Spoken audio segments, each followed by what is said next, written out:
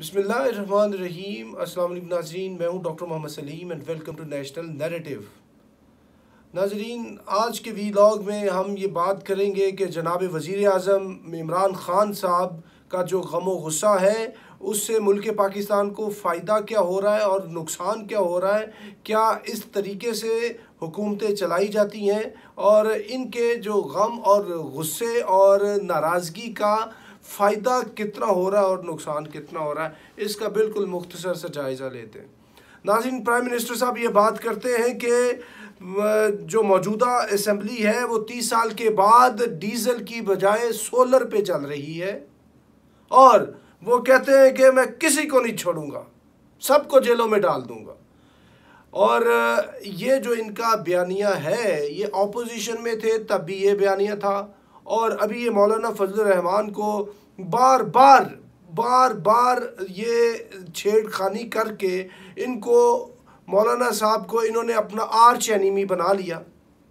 मौलाना साहब हार चुके और स्टार्ट के अंदर भी इन्होंने बड़ी सेलिब्रेशंस की। तब तक तो बात समझ आती थी कि ये डीज़ल कह के आप एक तो उसकी तज़हीक कर रहे हैं।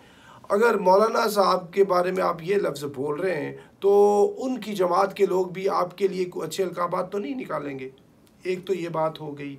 तो क्या मौलाना साहब को आपने ये कह के उससे फ़ायदा क्या हासिल कर लिया? मौलाना साहब वन लाइन उसका एजेंडा है कि इमरान खान को किसी भी तरीके से हुकूमत से बाहर करो।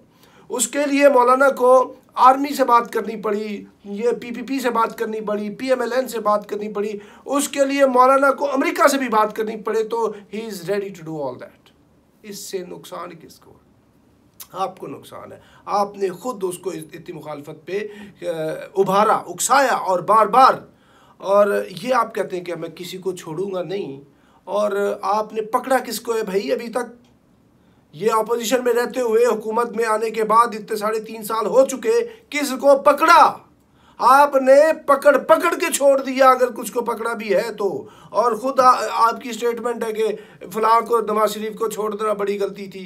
शहबाज शरीफ भी छूट गया, मरियम भी छूट गई, जरदारी साहब भी छूट गए, वो खुर्शीद साहब भी छूट गया, ख्वाजा आसिफ भी छूट गया, एक बहुत लंबी लाइन है। आपने क्या किया? आप ये बड़के मारते रहे। आप ये जो ज़बानी जो एक जंग है गमो गुस्से की, वो बपा करते रहे।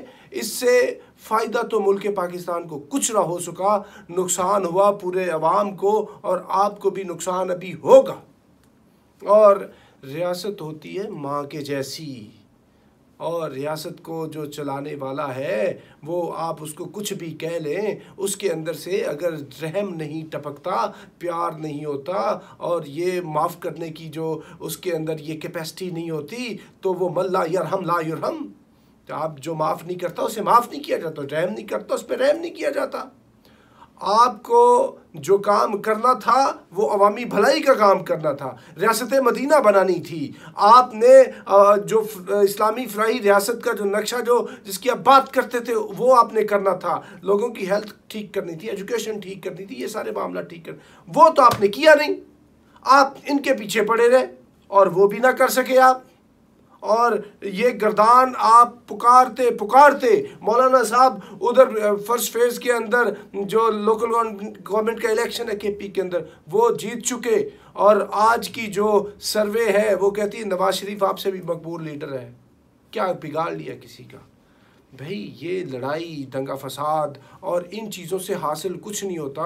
आप जो है, ये जो बड़ों की लड़ाई है, इस लड़ाई के अंदर पिसल कौन रहा है, नुकसान किसका हो रहा है?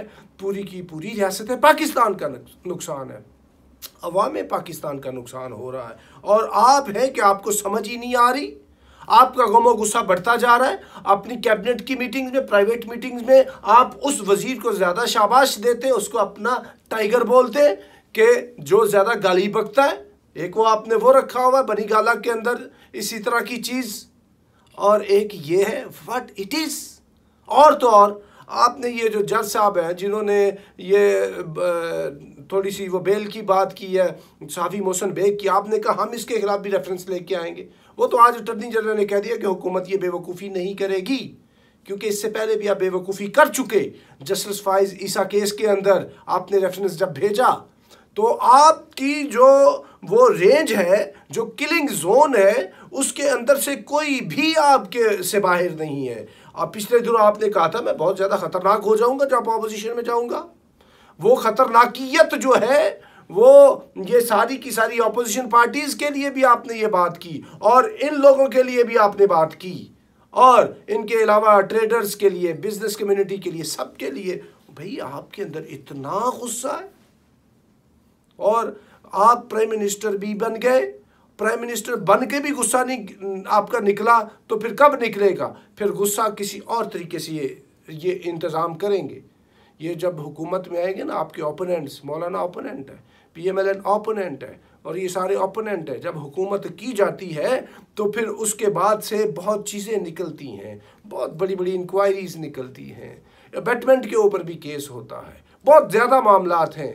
तो फिर गुस्सा गुस्सा ही रह जाना है। आपने किया क्या?